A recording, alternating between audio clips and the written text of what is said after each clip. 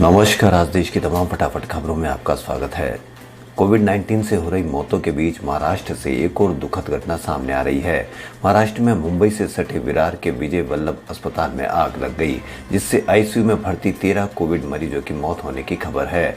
अस्पताल में आग रात में लगी। मुख्यमंत्री उद्धव ठाकरे ने घटना को लेकर स्थानीय प्रशासन से बात की है और मामले में जांच के आदेश दिए हैं।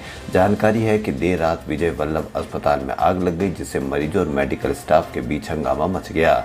अस्पताल के सीईओ दिलीप शाह ने संवाददाताओं को बताया कि घटना के वक्त अस्पताल में लगभग 90 मरीज भर्ती थे। देश की पहली ऑक्सीजन एक्सप्रेस ट्रेन गुरुवार को विशाखापट्टनम से महाराष्ट्र के लिए रवाना हुई। महाराष्ट्र में कोविड-19 के मामले में तेजी से बढ़ोतरी हो रही है और अस्पतालों में गंभीर रोगियों के लिए ऑक्सीजन की आपूर्ति नहीं हो पा रही है। ऑक्सीजन टैंकरों को ले जाने वाली ट्रेन शाम को आंध्र प्रदेश के विशाखापट्टनम शहर के राष्ट्रीय इस्पात निगम से रवाना हुई। रेलवे ने एक बयान में कहा कि महाराष्ट्र के 7 खाली टैंकर आज तड़के विशाखापट्टनम पहुंचे। इनमें लिक्विड मेडिकल ऑक्सीजन सुबह ही भर दिया गया था। रेलवे ने कहा कि प्रत्येक टैंकर को 15 टन एलएमओ से भरा गया है और शाम को ट्रेन महाराष्ट्र की ओर रवाना हो गई। ईस्ट कोस्ट रेलवे के वोल्टियर डिवीजन और आरआईएनएल के अधिकारियों के संयुक्त प्रयास से इस परियोजना को सफल बनाया गया है। रेल मंत्री पीयूष गोयल ने ट्रेन को रवाना करने का एक वीडियो ट्वीट किया। गोयल ने कहा कि लिक्विड मेडिकल ऑक्सीजन टैंकरों से भरी पहली ऑक्सीजन एक्सप्रेस ट्रेन महाराष्ट्र के विरार के लिए रवाना हुई। रेलवे सभी नागरिकों का कल्याण सुनिश्चित करने के लिए आवश्यक वस्तुओं का परिवहन और नवाचार के जरिए कठिन समय में राष्ट्र की सेवा करना जारी रहेगा। राजस्थान की मंत्रिपरिषद ने देश में ऑक्सीजन व रेमडेसिविर की कमी तथा उससे उत्पन्न स्थिति पर चिंता व्यक्त की और राज्यों को इनका न्याय संगत आवंटन करने पर बल दिया। मंत्रिपरिषद ने कहा कि राष्ट्रीय योजना के तहत केंद्र राज्यों को संक्रमित रोगियों की संख्या के अनुपात में तुरंत ऑक्सीजन उपलब्ध करवाए। मुख्यमंत्री अशोक गहलोत की अध्यक्षता में बृहस्पतिवार को मुख्यमंत्री निवास पर हुई राज्य मंत्रिपरिषद की बैठक में राज्य में संक्रमण की स्थिति तथा इससे निपटने के लिए राज्य सरकारों द्वारा किए जा रहे उपायों पर चर्चा की गई। बैठक में 18 वर्ष से अधिक आयु के लोगों के लिए आगामी 1 मई से शुरू होने वाले टीकाकरण की तैयारियां तथा कोविड प्रबंधन से जुड़े तमाम बिंदुओं पर विस्तृत विचार विमर्श किया गया। बैठक में बताया गया कि राजस्थान को 21 अप्रैल 2021 को तात्कालिक आवंटन में मात्र 26,500 रेमडेसिविर इंजेक्शन आवंटित किए गए, जबकि गुजरात एवं मध्य प्रदेश को राजस्थान से कम उपचाराधीन मामले होने के बावजूद क्रमशः 1,63,000 तथा 52,200 रेमडेसिविर इंजेक्शन आवंटित किए गए। उत्तर प्रदेश में पिछले 24 घंटों के दौरान कोविड-19 संक्रमित 195 लोगों की मौत हो गई तथा 34,389 नए मरीजों से इस संक्रमण की पुष्टि हुई है। यह दोनों ही आंकड़े अब तक के सर्वाधिक है।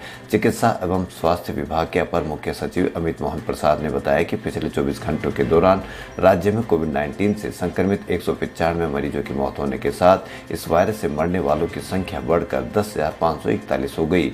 उन्होंने बताया कि पिछले 24 घंटों के दौरान राज्य में 34,000 से अधिक मरीज भी संक्रमण की पुष्टि हुई है। इसी अवधि में 16,514 मरीज ठीक भी हुए हैं। प्रदेश में एक दिन में कोविड-19 संक्रमित मरीजों की मौत और नए रोगियों का यह अब तक का सबसे बड़ा आंकड़ा है। इससे पहले बुधवार को 187 मरीजों की मौत हुई थी।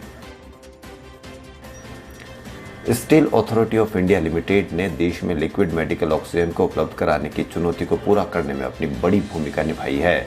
सेल पहले ही जरूरत के अनुसार अगस्त 2020 से 36,747 metric ton liquid medical oxygen की आपूर्ति कर चुका है।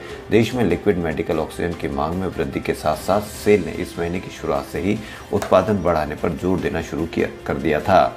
पिछले 6 दिनों में कंपनी ने अपने संयंत्रों से प्रतिदिन औसतन 660 metric ton liquid medical oxygen की आपूर्ति की है। अकेले 21 अप्रैल को कंपनी ने लिक्विड मेडिकल ऑक्सीजन के 891 मीट्रिक टन की आपूर्ति की है।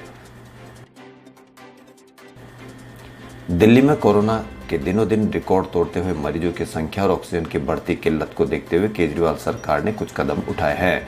इसी के तहत दिल्ली में ऑक्सीजन आपूर्ति की निगरानी के लिए 24/7 कंट्रोल रूम बनेगा। इसमें शिकायत का 30 मिनट में समाधान करना होगा। इस कंट्रोल रूम में एक हेल्प डेस्क भी बनाया जाएगा, जिसका काम केंद्र सरकार, दिल्ली सरकार के और प्राइवेट अस्पतालों की ऑक्सीजन संबंधित शिकायतों का निपटारा करना होगा। ऐसी शिकायतों का आधे घंटे के भीतर निपटाना होगा। हम सभी के लिए दो बहुत बुरी और एक अच्छी खबर है। देश में कोरोना की रफ्तार कम होने का नाम नहीं ले रही है। हर रोज आंकड़ों के नए रिकॉर्ड बन रहे हैं।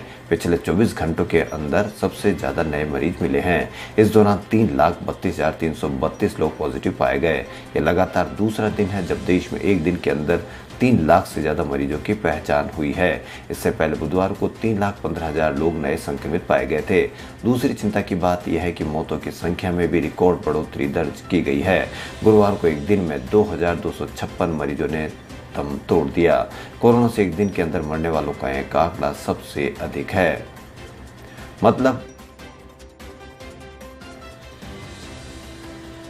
चुनावी कैंपेन के दौरान राजनीतिक दलों द्वारा कोरोना प्रोटोकॉल तोड़ने पर अब इलेक्शन कमीशन ने सख्त रुख अपनाया है। इसी ने गुरुवार को बंगाल में चुनाव प्रचार के लिए नई गाइडलाइन जारी की है। इसके तहत रोड शो, पदयात्रा, साइकिल रैली या बाइक रैली को इजाजत नहीं दी जाएगी। जनसभा में 500 से ज्यादा लोग इकट्ठा नहीं होंगे। इलेक्शन कमीशन ने कहा कि चुनाव प्रचार के लिए हमने गाइडलाइन जारी की थी, लेकिन ये देखने में आ रहा है कि राजनीतिक दल इसका पालन नहीं कर रहे हैं। बंगाल में विधानसभा चुनाव में प्रचार और मतदान के दौरान कोविड प्रोटोकॉल का पालन नहीं किए जाने को लेकर चुनाव आयोग की भूमिका पर कलकत्ता हाईकोर्ट ने गुरुवार को सख्त नाराजगी जाहिर की थी। हाईकोर्ट ने चुनाव आयोग पर कटाक्ष करते हुए कहा कि चुनाव आयोग केवल सर्कुलर जारी कर अपनी भूमिका से पल्ला नहीं झाड़ सकता है। सुप्रीम कोर्ट ने देश भर के अस्पतालों में ऑक्सीजन, वेंटिलेटर बेड और जरूरी दवाओं की किल्लत पर गुरुवार को संज्ञान लिया। Chief justice S A Bobde ने कहा कि हालात डरावने हैं। केंद्र सरकार 4 मुद्दों पर नेशनल प्लान दे। सुप्रीम कोर्ट ने कहा कि इन मुद्दों पर 6 अलग अलग हाईकोर्ट यानी दिल्ली, बॉम्बे, सिक्किम, मध्य प्रदेश, कलकत्ता और इलाहाबाद हाईकोर्ट में सुनवाई चल रही है। इससे कंफ्यूजन पैदा हो सकता है। एससी आज भी इस मामले पर सुनवाई करेगा। दिल्ली में ऑक्सीजन सप्लाई को लेकर 2 अस्पतालों की याचिका पर हाईकोर्ट ने सख्त फैसला सुनाया है। दिल्ली हाईकोर्ट ने गुरुवार को कहा कि अगर दिल्ली में ऑक्सीजन सप्लाई रोकी जाती है तो इसके लिए जिम्मेदार अफसरों को अपराधी ठहराया जाएगा। हाईकोर्ट ने ऑक्सीजन सप्लाई के मुद्दे पर केंद्र से भी कहा कि अगर वो चाहे तो जमीन आसमान भी एक कर सकती है। आईपीएल 2021 सीजन के 16वें मैच में रॉयल चैलेंजर्स बेंगलुरु ने राजस्थान रॉयल्स को 10 विकेट से हरा दिया। यह बेंगलुरु के राजस्थान पर लगातार तीसरी जीत है। मुंबई के वानखेड़े में खेले गए इस मैच में टॉस हारकर पहले बल्लेबाजी करते हुए राजस्थान ने 20 ओवर में 9 विकेट पर 177 रन बनाए।